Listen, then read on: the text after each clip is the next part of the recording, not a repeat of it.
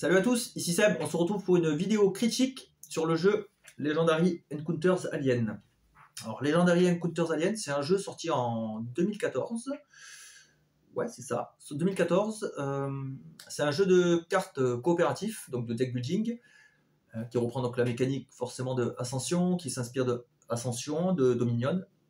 Et on avait aussi en 2012 la boîte Legendary Marvel. Donc ça s'inspire un peu de tout ça, et surtout des films Alien, de la saga mythique du cinéma. Donc c'est un jeu édité par Upper Deck. Upper Deck est une société américaine fondée en 88 en Californie. Ils sont spécialisés en jeux de cartes à collectionner en fait à la base. Les cartes de baseball, les cartes de hockey, après je crois qu'ils ont fait le basket aussi, donc tous les sports typiques américains. Et à une certaine période, pour lancer un peu leur vente, ils se sont mis aux jeux de société avec les gammes Legendary Encounters et Legendary tout court, parce que je crois qu'il y a une différence entre les Encounters. Je crois que c'est les licences des films, par exemple. On a la James Bond, on a la X-Files, donc les films et séries. Et après, on a les Legendary plus classiques, comme le Marvel notamment. Les auteurs du jeu sont... Il y a deux auteurs, il y a Ben Sichowski et Daniel Mandel. Donc ils sont habitués des jeux de cartes et des deck building, puisqu'ils vont ensuite travailler sur le Legendary Firefly, sur le X-Files, le Predator, le James Bond, je l'ai déjà cité. Ils vont créer aussi le Versus System, donc une sorte de système de combat qui mélange plusieurs boîtes. J'ai vu qu'il y avait des Marvel, donc je ne me suis pas trop renseigné sur le... Je crois qu'en France, c'est pas trop sorti, c'est pas sorti même du tout. Ça doit être typique américain. Ils ont participé aussi aux extensions de Hero Realms, donc beaucoup de jeux de cartes. Ils sont vraiment spécialisés là-dedans, les deux auteurs. Qu'est-ce qu'on a d'autre comme information? Le jeu n'existe qu'en anglais, donc pour une histoire de licence, il y a certaines licences qui sont dures à importer en France.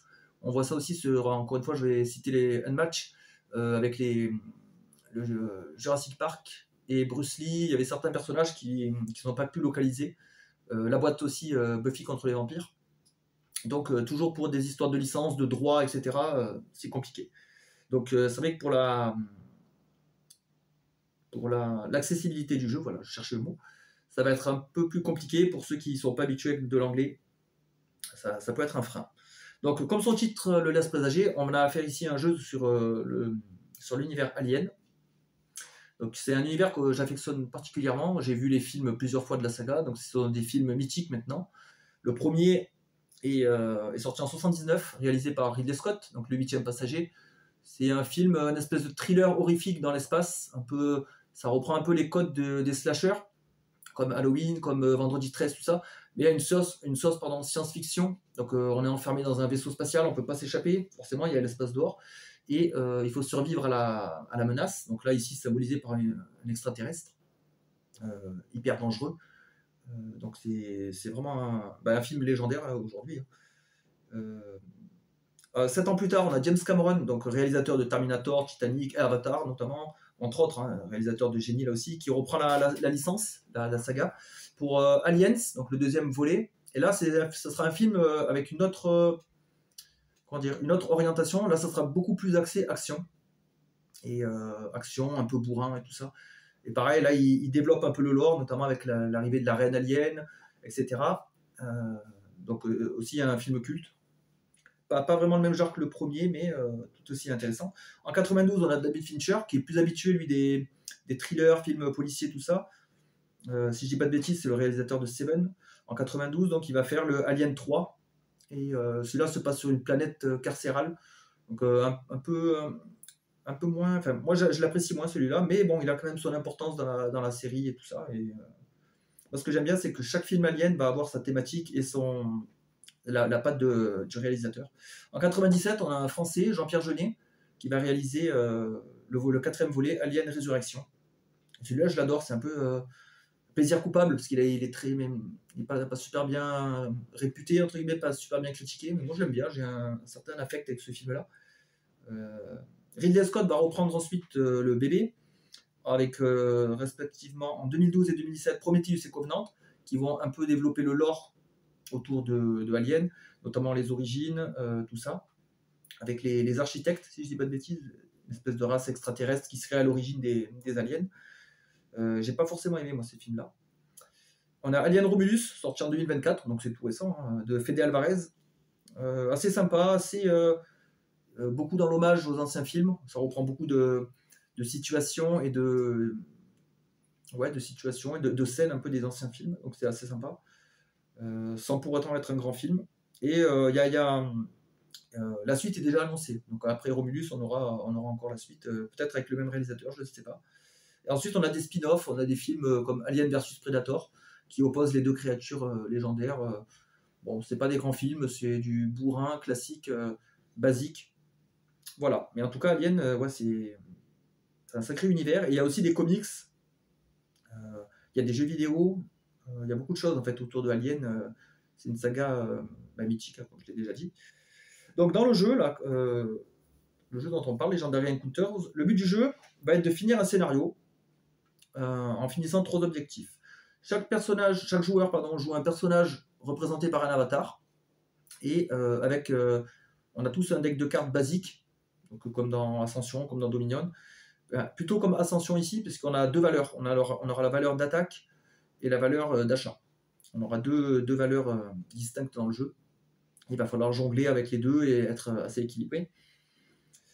Donc chaque personnage a un avatar, a des caractéristiques de points de vie, de défense, et des cartes uniques, une ou plusieurs cartes uniques à mettre dans son deck pour le différencier. On perd le jeu si tous les personnages meurent, ou si on traverse 2 fois le deck rush. Donc le deck rush, ça va être le deck, on va dire, des ennemis ou des événements négatifs, et voilà, on va pouvoir le traverser 2 fois intégralement. Donc en fait, ça fait office de timer finalement. On ne peut pas jouer 110 ans. Le jeu sera forcément limité par ce deck-là, puisqu'on pioche une carte à chaque tour de joueur. Donc mathématiquement, le jeu se finira. On ne peut pas jouer indéfiniment. Voilà, et donc dans Legendary Encounters, on va jouer en fait dans les scénarios des films. Chaque scénario, donc dans la boîte de base, parce que j'ai aussi l'extension qui est juste là. Là, on se concentre vraiment sur la boîte de base. Chaque scénario, donc il y a 4 scénarios, reprend un des films, un des 4 premiers films. Je sais qu'il y a aussi l'extension Covenant. Bizarrement, ils ont zappé Prometheus. C'est bizarre parce que dans la chronologie, normalement, il y a Prometheus Covenant. Ils ont zappé Prometheus. Alors, bizarrement, je ne sais pas. Je n'ai pas la raison. Par contre, il y a Covenant qui existe, mais je ne l'ai pas, moi, Covenant. Ce serait une très bonne boîte. Donc, à voir pour plus tard. En tous les cas, on a les 4 premiers films donc dans cette boîte-là, et c'est vachement cool, parce qu'on va retrouver vraiment ce qui fait les films dans les mécaniques du jeu.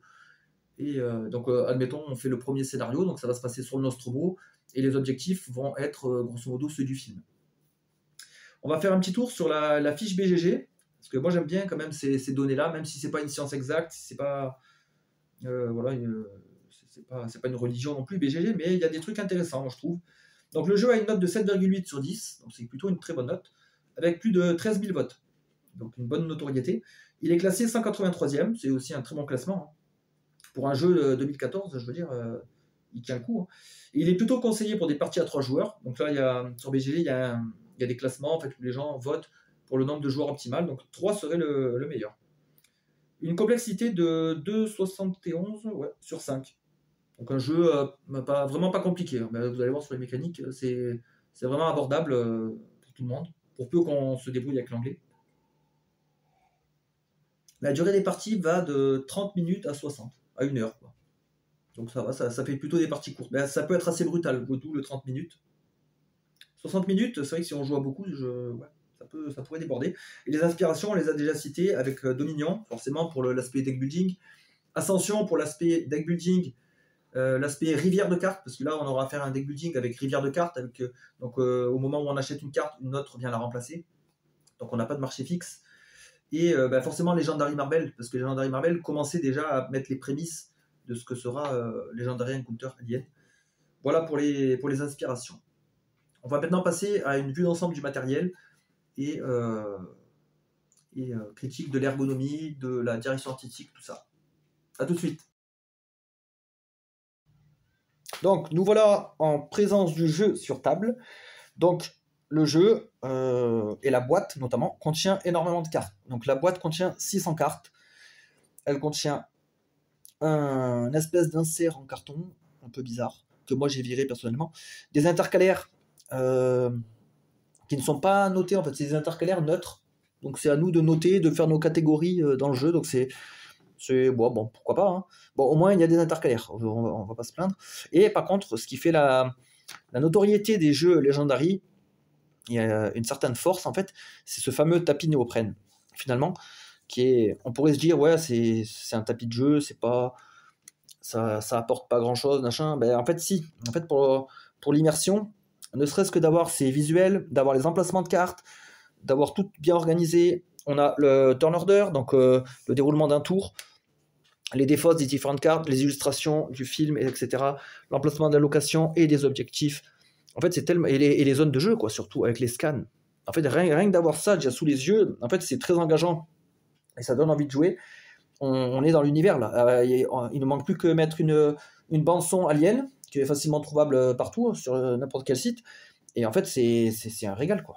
Donc, pour l'immersion et le confort de jeu, ce tapis néoprène, c'est top. Et il me semble que, si je dis pas de bêtises, que dans tous les Legendary, il y a toujours ce tapis, hein. Moi, j'ai vu aussi le Predator, et j'ai vu qu'il y avait le tapis aussi. Donc, je pense que c'est un peu obligatoire chez eux. Et je trouve ça très bien, quoi. Et aussi, pour respecter l'agencement des cartes, tout ça, on suit ce qui a marqué, hein, les baraques, le deck blessure, etc. Donc moi je trouve ça en tout cas très cool. Par contre, ouais, c'est sûr qu'on va le payer.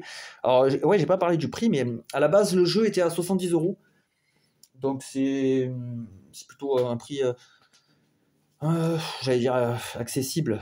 Enfin, vu à l'heure d'aujourd'hui, vu le prix où il est vendu sur certains sites de revente en occasion, parce qu'il est plus trouvable en neuf, bah là vous pouvez compter le double, hein. Vous pouvez le trouver facilement à 140€ d'occasion. Donc en fait à l'époque il était pas cher entre guillemets. Et là, mais ouais. Donc c'est devenu un jeu avec une certaine rareté, il y a aussi un certain, les gens qui abusent, les revendeurs, une spéculation, voilà. Il y a une certaine spéculation autour de ce jeu. Donc attention, si vous voulez l'acquérir, rappelez-vous qu'à la base il était à 70€. On a un livret de règles qui est, il y a une vingtaine de pages. Je sais pas s'il y a beaucoup d'exemples, beaucoup de trucs. Pas mal de textes, pas mal de cartes. Donc c'est pas compliqué, hein. On a vu que la complexité elle était à 2,7 sur 5. Donc c'est quand même un jeu assez simple. Il y a quelques mots-clés, voilà, qu'on va développer et découvrir au fil des missions, pardon. Donc on n'aura pas tous les mots-clés dès le premier scénario. On a des icônes ici qui vont pouvoir comboter entre elles. Donc à l'instar de Ascension. Dans Ascension, on a 4 familles. 4 familles différentes qui peuvent comboter entre elles. Ici, on en a 5. On en a une de plus, tout simplement. Donc chaque icône correspond à une caractéristique. Donc l'intelligence, le leadership, donc c'est la capacité d'être chef, la force, la survie et la technologie. Ici, on a les icônes des cartes en fait, qui vont, pour créer notre deck de marché, en fait, on va pouvoir mélanger les cartes. Bon, en général, personne ne le fait, ça. J'ai jamais vu ou entendu quelqu'un le faire. En général, ceux qui jouent la première mission jouent avec les cartes du Nostromo pour la thématique et la deuxième mission sur Aliens, donc le film Aliens, on va jouer avec les cartes du Sulaco. Donc c'est le nom des vaisseaux. Ça c'est le nom de la planète Fury 161. Vous voyez, mais on peut mélanger, hein. On peut très bien jouer avec une partie des cartes du Nostromo, plus mélanger avec les Fury pour jouer sur le 4e scénario. On peut tout à fait le faire, hein. Et après là voilà, c'est là en fait où je voulais en venir, c'est les règles. Il y a beaucoup de règles en fait. Les règles avancées, un joueur peut devenir un alien sous certaines conditions. On peut jouer avec les agendas secrets, donc on peut jouer avec une notion de traître en fait dans le jeu, comme les jeux. Il y avait quoi à l'époque? Il y avait Battlestar Galactica, il y avait les Chevaliers de la Table Ronde où on avait potentiellement la présence d'un traître dans l'équipe, donc il va pouvoir un peu saboter les missions. On a les cartes agenda ici, donc c'est des cartes super fortes qui vont aller dans le deck des joueurs. Quand leur carte secrète sera révélée, on a tous une carte secrète. Donc ça c'est à la mort d'un joueur. Il y a des astuces, on peut ajuster la difficulté. Oui, il y a plein de petites options en fait. Des achievements, donc ça on voit ça typique dans les jeux vidéo en fait, c'est des petits objectifs. Quand vous piochez une nouvelle main qui n'a pas de carte basique, donc piochez que des nouvelles cartes qu'on aura achetées par exemple, voilà, c'est des petits objectifs en plus. Je trouve ça cool, moi, franchement, on peut combiner Legendary avec les autres jeux, avec d'autres jeux Legendary. C'est assez incroyable. On peut tout mélanger en fait. Et la liste du matériel. Donc c'est vraiment en fait généreux. Et là on a un ordre du tour. L'extension viendra modifier et compléter en fait certaines règles. On parlera plus tard de l'extension, mais avec un petit volet, avec des nouveaux mots-clés, tout ça. Il y aura même un mode pour jouer la reine alien, avec du matériel supplémentaire et notamment un autre tapis néoprène. En tout cas, voilà, un jeu quand même assez généreux dans son contenu, dans ses modes de jeu, tout ça. En termes d'ergonomie, on a plusieurs decks distincts. Par contre, ce qui est dommage, moi, ce que je déplore, c'est qu'il n'y a pas de dos de cartes différents. Donc moi, j'ai slivé avec des couleurs. Les blessures en rouge, parce que ça, couleur du sang, donc j'ai trouvé ça thématique. En fait, toutes les cartes ont le même dos, quoi. Donc, c'est-à-dire, celle-là, elles vont dans le deck, donc celle-là, c'est normal. Les cartes du marché, en fait, tous les jeux Legendary, ils ont ce dos de cartes. Ça, c'est un peu dommage. Les cartes de la ruche, donc moi, ça, j'ai stylé en noir, par facilité pour les mises en place, tout ça. Mais en fait, ouais, il y a plein de types de cartes, mais il n'y a pas de dos. Moi, j'aime bien. Bon, c'est peut-être moi qui suis capricieux là-dessus, mais j'aime bien quand il y a des dos de cartes différents. Notamment, les blessures ne vont pas dans le deck. Donc là, ils auraient pu faire un dos un peu différent, avec par exemple cette illustration-là, je sais pas. Bon, cette illustration-là, on va la retrouver sur une blessure, mais je sais pas, il y avait peut-être moyen de faire autrement. J'aime bien quand il y a des dos de cartes différents, pour des cartes à utilisation différente, en fait. Pour tout ce qui va dans le deck, forcément qu'il faut qu'il y ait le même dos. Donc on a plusieurs types de cartes, et pour la mise en place, voilà, le tri, moi j'ai marqué que j'aurais bien aimé des dos différents. On a le tapis avec les emplacements, donc ça on en a déjà parlé. On a les intercalaires, bon, même s'il faut écrire nous-mêmes, voilà, chacun fait son rangement à sa sauce. Hein. La direction artistique, comme vous pouvez le voir, c'est très fidèle en fait au film. Hein. On va avoir même carrément des images du film redessinées. Donc ça c'est bien, ça c'est pas fait par IA. Hein. On a tous les persos, donc là, il y a des doublons, hein, c'est pas que des cartes uniques. Il y a des cartes aussi de l'extension, donc peut-être que vous les aurez pas. Si vous avez que le jeu de base, par exemple celle-là, ça c'est une carte d'extension, ça aussi. Donc les cartes en fait reprennent les personnages et représentent en gros des actions des personnages. C'est pas les personnages parce qu'on peut jouer plusieurs fois la même carte. Il y aura plusieurs cartes replay, donc l'héroïne des films, l'héroïne principale. Et voilà, on a Captain Dallas, donc ça c'est les personnages du premier film. On a Ripley, voilà, sous différentes formes et actions. Et en fait, quand on joue ces cartes-là, on joue pas Ripley, en fait, on joue une action de Ripley. C'est comme si en fait on donnait les ordres à tous ces personnages-là. Donc la direction artistique, très fidèle au film, très comment dire, fan service du coup. Et vous voyez là, on a les ennemis, c'est ça que je voulais vous montrer. On a Ash, donc dans le premier film, l'androïde. Vous voyez, là dans le jeu, donc ça devient un ennemi. Et pour le battre, il faut qu'on soit coordonné entre plusieurs joueurs. En fait, c'est assez incroyable. C'est comme dans le film, il faut qu'on soit plusieurs pour le vaincre. Alors là, ce qui dénote par rapport au film, dans ce premier scénario en tout cas, c'est qu'il y a plusieurs aliens. Vous voyez là pour le jeu, on peut tomber sur plusieurs ennemis aliens et le boss final. Alors que dans le film original, il y a un seul alien normalement dans le vaisseau. Et c'est déjà bien assez. Donc là, ils ont rajouté ça pour qu'il y ait un peu plus d'action. Ici, on a les œufs. Donc ça, c'est quand on débarque sur la planète, etc. Donc là, les objectifs. Voilà la carte quand on reçoit le SOS qui nous fait sortir du sommeil, comment ça s'appelle, cryogénique. Je crois qu'ils sont cryogénisés. Et donc voilà, par mission, vous avez toujours 3 cartes objectifs. Donc là, ça sera recevoir le SOS, on nous dit comment faire, etc. Ici, c'est de fermer les écoutilles. Et enfin, de vaincre l'organisme parfait. Voilà. Donc la direction artistique, moi, je suis vraiment conquis parce que c'est ce que j'aime, c'est des jeux de cartes colorés. C'est très fan service et puis c'est varié. Même si on a des cartes doublons, voyez, on a le facehugger, le fameux facehugger. Et puis c'est assez violent, quoi. En fait, le jeu, il se prive de rien. Vous voyez, c'est assez gore, en fait. Moi, j'aime bien ça. Donc on a des trucs assez... voilà, ça c'est dans le film Aliens, avec Bishop qui joue avec son couteau. Donc je trouve ça excellent en fait, de retrouver ces scènes-là mythiques des films dans le jeu, c'est top. Pour les fans, en tout cas, c'est du pain béni. Au niveau de l'iconographie, en fait, il n'y a pas grand-chose en fait. Finalement, qu'est-ce qu'on a ? On a le petit symbole en haut là pour les cartes de base. Donc ça, c'est bien pour trier son jeu après coup. Là, on a les cartes sergents avec... ils ont tous une icône qui va pouvoir comboter avec certaines cartes. Par exemple, celle-là, elle veut du symbole médical, c'est le symbole survie. Donc elle en donne un, mais il lui en faut un autre pour s'activer. Donc les cartes, l'ordre des cartes quand on va jouer est important.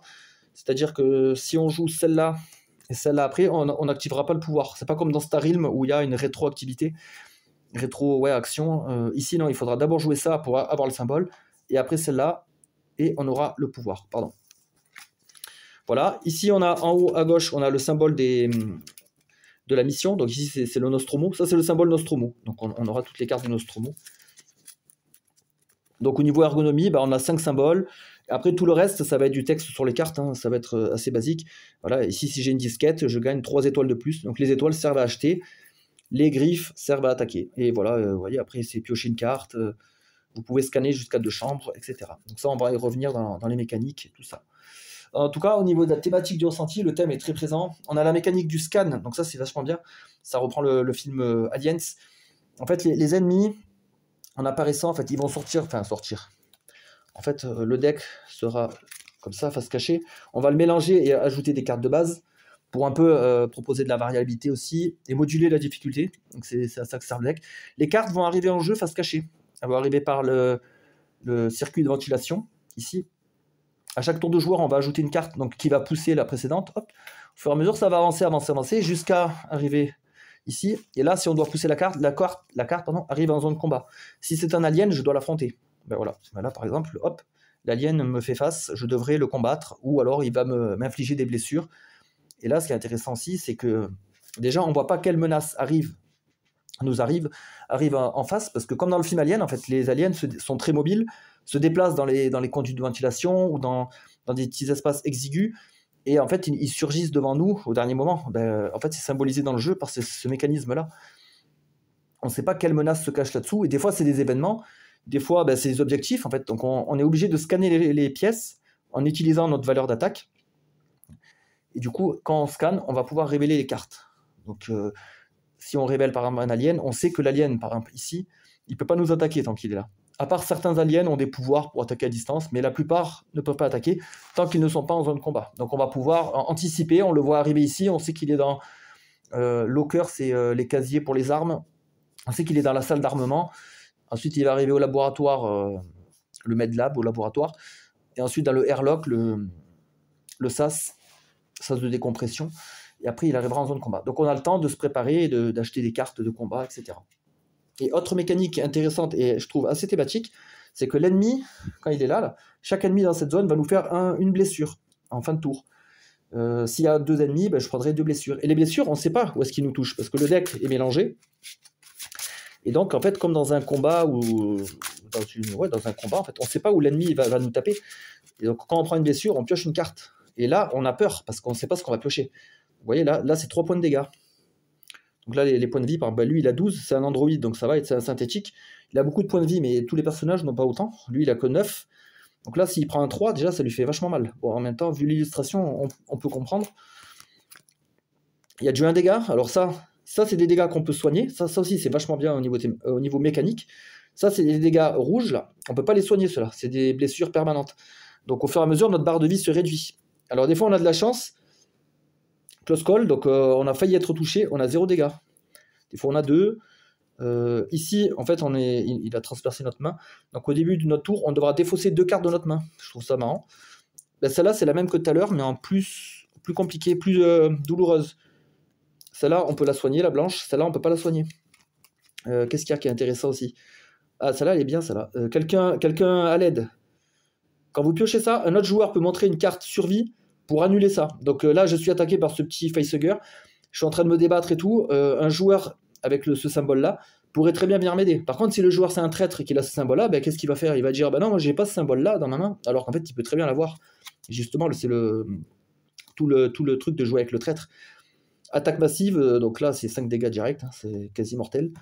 Et il y a des trucs aussi, voilà, il y a le coup de queue. Bon, celle-là, elle vient de l'extension. Le coup de queue, en fait, ça touche tous les joueurs. Et c'est marrant, voilà, on voit plusieurs personnages. L'alien nous met un grand coup de queue et on prend tous une petite blessure. Ici, on perd une carte de notre main, ami perdu. Il y en avait une qui était marrante, en fait. Ah c'est celle-là, double slash. Donc, vous piochez une autre blessure. Donc, vous prenez une blessure, vous piochez ça.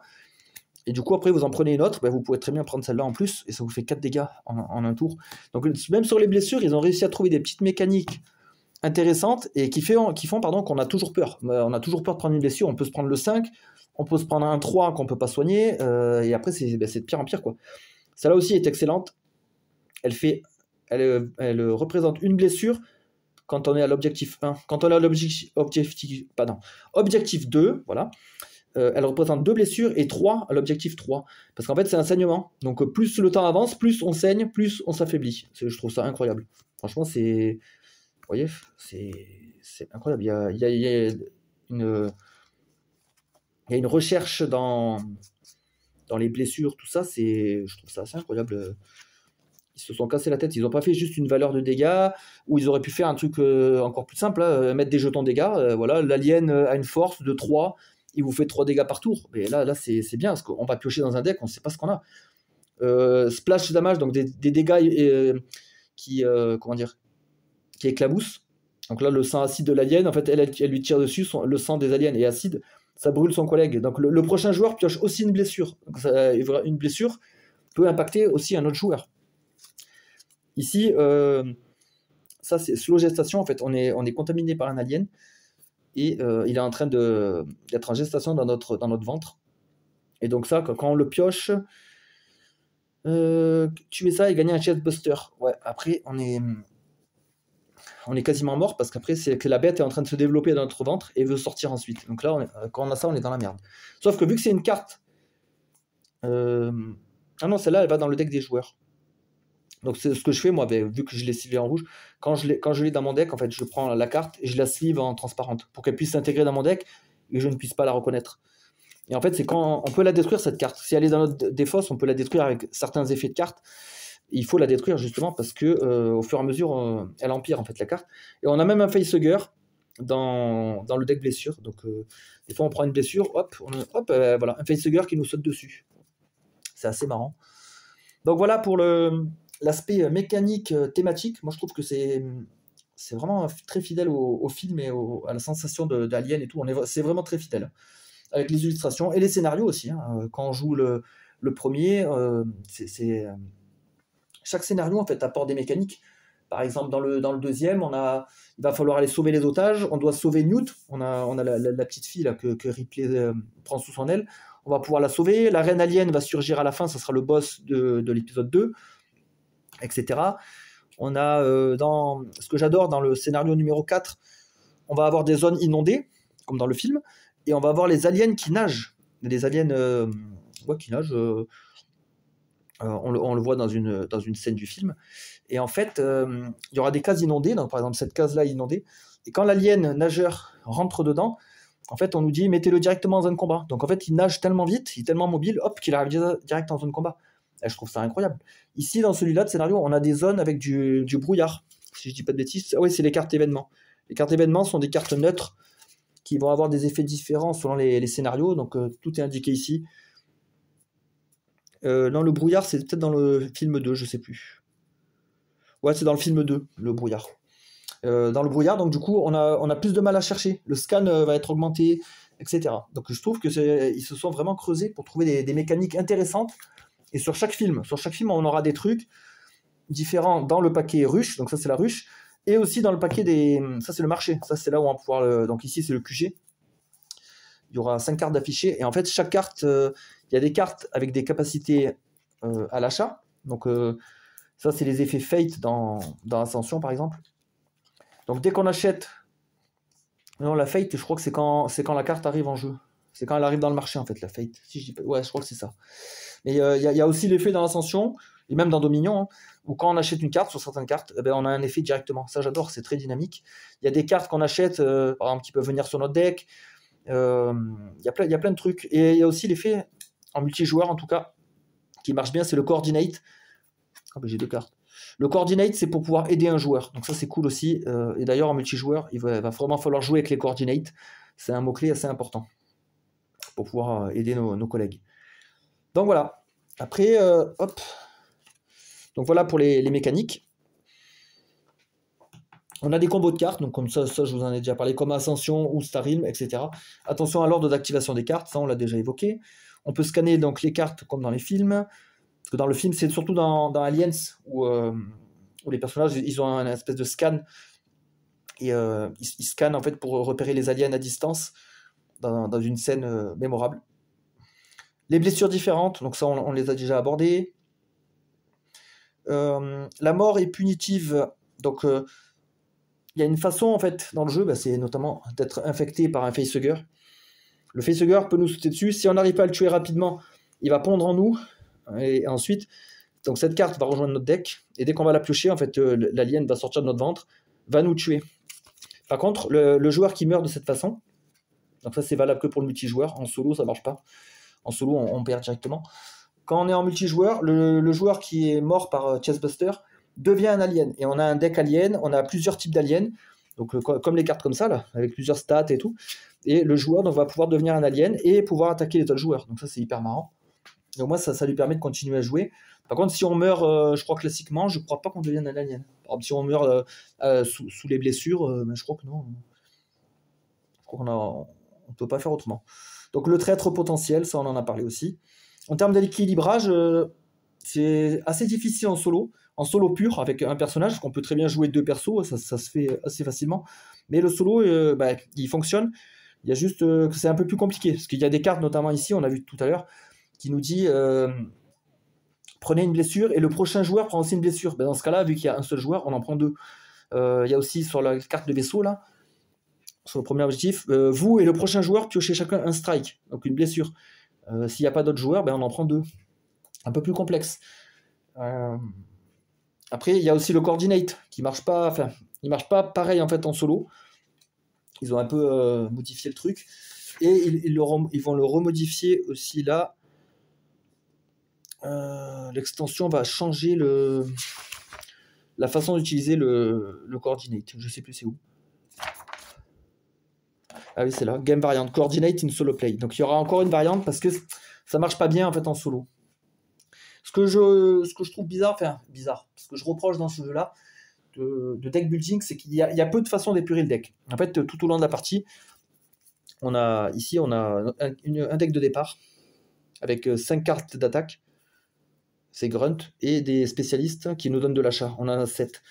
Donc on a ces 12 cartes, plus les cartes éventuelles, les cartes uniques de chaque personnage. Enfin, la carte, des fois, certains en ont 2. En général, c'est une carte. Donc, on va avoir ces cartes pourries, là, ces cartes de base, qui ont des valeurs très faibles, qui ne peuvent pas coordonner avec les autres joueurs, on ne peut pas faire de coordinate. Dans ce jeu-là, donc, on pioche 6 cartes par tour, contrairement à Dominion ou Ascension, où c'est 5. Et en fait, ces cartes-là, on va avoir vraiment du mal à s'en débarrasser. En fait, tout au long de la partie, il y a vraiment peu de moyens de trouver des choses qui détruisent, qui bannissent des cartes. Donc, c'est un peu frustrant de toujours jouer avec les cartes de base. Même, il y a vraiment en fin de partie où on aura beaucoup de cartes du marché dans notre deck. Et on verra moins nos cartes de base parce que c'est quand même des cartes faibles. Donc, le jeu, en fait, reste difficile et dangereux, en fait, du début à la fin. Même en fin de partie, on peut très bien piocher une main de cartes faibles et se retrouver avec des gros aliens et beaucoup de dangers, beaucoup de strikes, pas de moyen de se soigner, pas de moyen d'attaquer fort ou de scanner. Donc jusqu'à la fin de la partie, c'est chaud, à cause de cet aspect-là. Par contre, c'est plus facile avec plus de joueurs. J'avais remarqué ça, moi j'avais joué jusqu'à 4 maximum. Et je crois qu'on peut jouer, je crois que c'est 5. Je sais pas, j'ai jamais joué au-delà. Où est-ce que je peux avoir l'info? C'est marqué nulle part. Non, âge 17 ans. Non. Non, non, j'ai pas l'info, mais je crois qu'on peut jouer au moins à 5. Hein. Je crois que c'est 5. Oui, 5 joueurs. Moi j'ai joué à 4 maxi, c'est plus facile avec plus de joueurs. De toute façon, quand un joueur meurt, on ne dit pas que c'est perdu. En fait, il faut que tous les joueurs meurent. Donc en fait, quand un joueur meurt, peu importe la manière, en fait, les autres joueurs peuvent continuer le scénario et réussir à s'en sortir. Donc les règles sont modifiées avec l'extension, notamment le nombre de cartes dans le deck rush. Bon, ça c'est avec extension, donc c'est relatif à la boîte. D'ailleurs, la boîte, comment elle s'appelle? C'est la Legendary Encounter Alien Deck Building Expansion. Non, mais elle n'a pas de nom. Je pensais que c'était la Reine Alien. Non. Ouais, même si c'est très porté sur la Reine Alien, elle n'a pas de nom spécifique. Et enfin, sur l'équilibrage, tout ça, on peut dire que chaque scénario est censé monter en difficulté car la force des aliens augmente progressivement. Là, par exemple, on va voir les premiers ennemis, là, c'est des 3, on a ceux-là à 4, etc. 4, voilà. Et on voit qu'au fur et à mesure des scénarios, les aliens montent en puissance et sont de plus en plus dangereux. Donc ça, c'est intéressant. Si on cherche la difficulté, il y a de quoi être rassasié. Donc voilà pour l'aspect mécanique et thématique, qui est vraiment bien rendu dans ce jeu-là. Ça, c'est vraiment, je pense, son plus gros point fort. Maintenant, on va passer à tout ce qui concerne les extensions. J'ai quelques conseils stratégiques et quelques recommandations d'autres jeux ou d'œuvres dans le même univers. Donc on va pouvoir repasser en face cam. Alors on se retrouve face cam pour la dernière partie de la vidéo critique. Donc là on va aborder les éléments autour du renouvellement du jeu. Donc en fait le renouvellement, c'est ce sont les éléments aléatoires finalement qui permettent de varier les parties. Donc est-ce qu'il y a beaucoup de renouvellement? En fait il y a les scénarios. Donc déjà si on a la boîte de base en tout cas seulement on aura les 4 scénarios. Le deck ruche va être modifié à chaque fois puisqu'on va y mettre des cartes basiques, ce sont les cartes drone. On a un deck de cartes drone aléatoires et on va en glisser dans le deck ruche selon le nombre de joueurs. Donc ça va modifier le deck ruche. On a le deck du marché aussi qui va changer à chaque fois forcément. Surtout si on change et qu'on prend des cartes d'autres scénarios, puisqu'on peut le faire. Et même si on prend les cartes que du film Nostromo sur le scénario 1, l'ordre de sortie des cartes ne sera jamais le même. On peut changer de personnage. On a les modes de jeu, donc avec le joueur alien, avec le mode traître, qui est optionnel. Et on a les modes difficiles avec extension par contre. Avec le mode... il y avait des cartes mode difficile. Donc le renouvellement et les personnages, bien sûr. Je ne sais pas si je l'ai dit. Voilà pour le renouvellement. La rejouabilité, l'envie d'y rejouer, finalement. Donc en fait, on est sur un gameplay simple et efficace. Donc c'est ça qui va donner envie d'y rejouer, c'est que le jeu s'installe vite et on est tout de suite dans l'ambiance alien. Comme je vous dis, notamment si on met une bande son à côté, c'est génial. Les bandes son des films aliens. On a des parties tendues, donc c'est toujours difficile. On ne sait pas si on va gagner au début, enfin dès le début du jeu, on ne sait jamais si on va gagner. Ça peut vite partir en cacahuète. On peut être tranquille à un moment, ça peut vite dégénérer selon les événements, l'ordre d'arrivée des monstres, tout ça, des aliens. Et l'envie d'y rejouer, voilà, ça va être encore une fois le thème. Je reviens encore une fois là-dessus, mais c'est vrai que on le sent vraiment, on le sent vraiment transpirer avec tout le matériel et les illustrations très fidèles. Au niveau des extensions, donc on a en 2015, donc c'est un an après j'avais dit 2014, je crois, la date de sortie. Je regarde mes notes, parce que beaucoup de texte. 2014, oui, c'est ça. Donc en 2015, ils ont fait un Alien Conversion Kit. Donc c'est un petit paquet de cartes qui permet de fusionner ce jeu-là avec le jeu Predator. Donc le jeu Predator, Legendary Predator, c'est Legendary Encounters Predator. C'est un peu la même chose pour Predator, donc le célèbre film avec Schwarzenegger. Et en fait, on va pouvoir, je crois, si j'ai pas de bêtises, jouer l'alien contre le Predator ou le Predator dans les films aliens. Enfin, c'est un truc de fou. Hein. Franchement, moi, j'adore aussi Predator, mais j'ai pas le jeu Predator par contre, puisque je sais que mécaniquement, il est très proche de celui-là, mais moins immersif. Donc je me dis, c'est peut-être celui-là en fait le meilleur Legendary, d'après les retours critiques, tout ça. Celui-là, et en tout cas, il est toujours dans le haut du panier, dans le haut des classements. Donc je me dis, c'est dommage de prendre un autre, même si j'aime beaucoup Predator. S'il est moins bien que celui-là, j'y jouerai moins. Et voir peut-être qu'au bout d'un moment, il me plaira plus et je devrais m'en séparer. Donc je reste sur mon Alien. En 2016, on a l'extension de la Reine Alien, donc, comme on a vu tout à l'heure la boîte, avec 2 scénarios bonus. Donc là, c'est des scénarios qui ne reprennent pas de films, c'est des scénarios issus de comics plutôt, parce qu'on a des nouveaux types d'aliens, des histoires qu'on ne connaît pas. On a les cartes pour la difficulté avancée, on a des personnages en plus, on a des personnages donc jouables en plus, des avatars directement qu'on peut contrôler comme ça, ou alors on a des cartes aussi pour chaque scénario. Ça c'est assez énorme parce que pour chaque film, donc pour les 4 films, on a deux personnages en plus. Et ça rajoute énormément de cartes en fait, c'est énorme. L'extension paraît très généreuse. On a le mode Reine Alien, mais j'ai joué une fois, en fait, je trouve ça totalement déséquilibré. J'avais joué la Reine Alien contre d'autres joueurs qui jouaient eux des personnages standards. Et en fait, la Reine Alien est vraiment très très forte. Et déjà, le jeu est difficile sans ça. Alors si en plus on rajoute un adversaire par-dessus, je pouvais embêter les autres joueurs comme je voulais. C'était, je trouve, assez mal équilibré. Et c'est dommage parce que sur le papier c'était vachement sympa, mais ouais, vraiment trop forte la Real Alien, c'est un truc de fou. Et en 2019, on a eu l'extension Alien Covenant, donc qui est une petite boîte d'extension qui couvre le film du même nom, avec un scénario et des personnages en plus. Donc vraiment axé sur ce film-là. Et j'ai pas joué à celui-là, mais il a eu des bons retours. En termes de conseils stratégiques, donc pour ceux qui connaissent le jeu, qui veulent un peu progresser, tout ça, moi j'ai fait beaucoup de parties dessus, je pourrais pas dire, mais peut-être 20, 30, je sais plus, hein. J'en ai même filmé sur la chaîne, tout ça. J'ai joué en solo, en multi.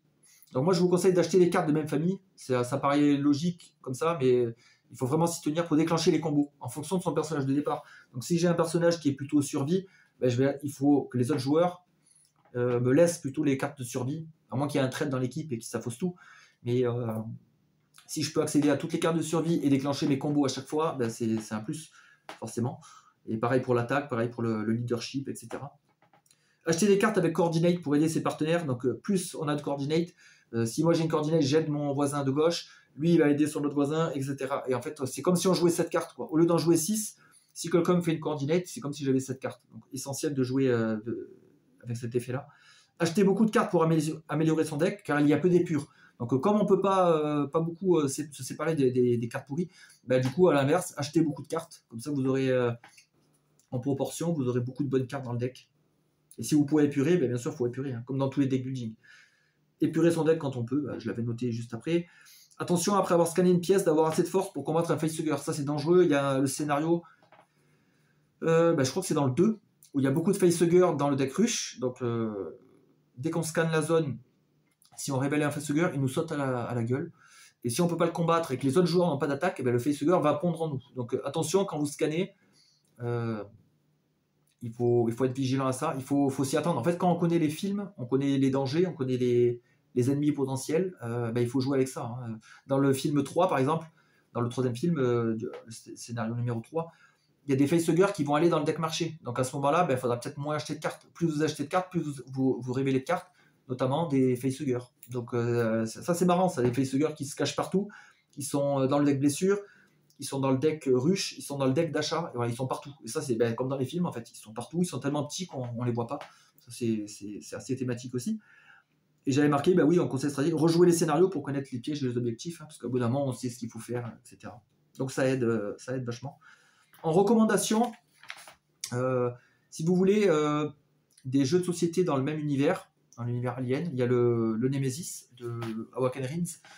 Donc Nemesis, gros jeu de plateau, c'est un semi-coop parce que chaque joueur, donc ça va reprendre, on va être en fait tous les joueurs vont être dans le vaisseau, on va se réveiller de la phase de cryogénisation, enfin le sommeil hyperspatial, je ne sais plus comment ils appellent ça dans le film exactement. Et en fait, chaque joueur va avoir une carte objectif. Alors, on peut jouer tous en coop, et l'objectif sera commun, ou en semi-coop, donc avec chaque joueur qui aura un objectif spécifique, qui peut des fois être contraire à un autre joueur, donc des fois il y aura des petits litiges, des petites étincelles entre joueurs, on peut se faire des coups fourrés, tout ça. Il y a aussi la notion de traître. De toute façon, je pense que dans tous les jeux aliens, non, peut-être pas dans l'autre, mais c'est la marque de fabrique en fait, des films aliens, il y a toujours un traître. Et c'est assez drôle. Et donc Nemesis est un bon candidat. Donc c'est un jeu, je vais pas dire donjon crawler, mais en fait on se déplace de salle en salle dans le vaisseau. On va faire du bruit, on va générer du bruit, et les aliens pourront apparaître comme ça. Voilà, j'aime bien ce jeu-là, mais à plusieurs par contre. Je sais que le solo est faisable, mais largement moins intéressant par exemple que ce Legendary Alien. Il y a beaucoup moins de tension.